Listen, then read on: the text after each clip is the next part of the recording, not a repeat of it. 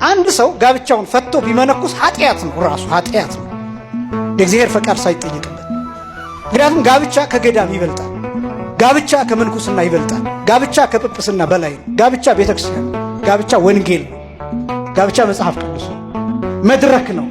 እኛ እዚህ ቆመን ከምንሰብከው በላይ ጋብቻ ይሰብካል። መንፈሳዊ ጋብቻ፣ ጥሩ ጋብቻ፣ ንጹህ የሆነ ጋብቻ፣ ብዙ መከራ ተችሎበት የሚኖርበት የመስቀል አምሳል የሆነ ጋብቻ ወንጌል ነው፣ ይሰብካል፣ ለሌሎቹ መድረክ ነው። ስለዚህ ጋብቻ በጣም ትልቅ ተቋም። ምክንያቱም ጥሩ ጋብቻ ከሌለ ሊቃነ ጳጳሳት ከየት ይገኛሉ? መነኮሳት ከየት ይገኛሉ? መምህራን ከየት ይገኛሉ? ጻድቃን ቅዱሳን ከየት ይገኛሉ? እና አንዳንድ ነገሮችን የምንረዳቸው በጣም በጥቂቱ። ለምሳሌ በጣም ብዙዎቻችን የምናደንቀው አንድ ሰው ቢመነኩስ እንዴት የታደለ ነው ነው የምንለው። ሲያገባስ እንዴት የታደለ ነው ብለን አናደንቀን። ልትቃጠል ነው የገባው ነው የምንለው። አመለካከቶቻችን ራሱ ለጋብቻ ያለን ከጵጵስና በታች አድርገን ማየት፣ እንደዚህ አይነት ነገሮች ይሄ መስተካከል የሚገባው ጉዳይ። በጣም እነዚህ ነገሮች ባለመረዳት ምክንያት የጋብቻ ፍቺዎች ይበዛሉ። ጋብቻ በዋናነት ለሶስት ነገሮች ይሰራል።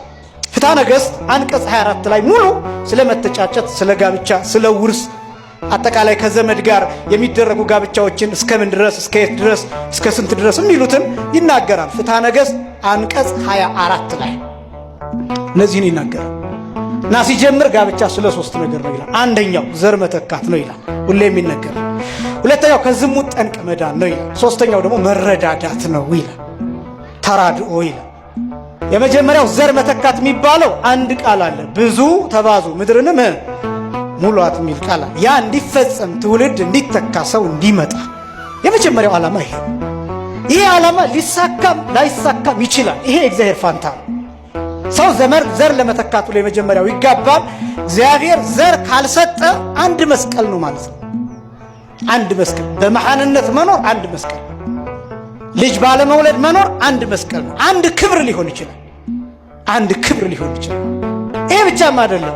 ልጅ ባለመውለድ ብዙ ጊዜ በመኖር ራሱ የሚገኙ በረከቶች ይኖራሉ። ለምሳሌ እነ ሐና፣ እነ ኢያቄም፣ እነ ቅድስት ኤልሳቤጥ፣ እነ ዘካርያስ፣ ሌሎች የጻድቃንን የሰማዕታትን ገድላትና ድርሳና ስትመለከቱ የመጀመሪያው የምታገኙት ገድሉ ላይ መሃን ነበሩ፣ ልጅም አልነበራቸውም የሚል ነው የምታገኙት መጀመሪያ።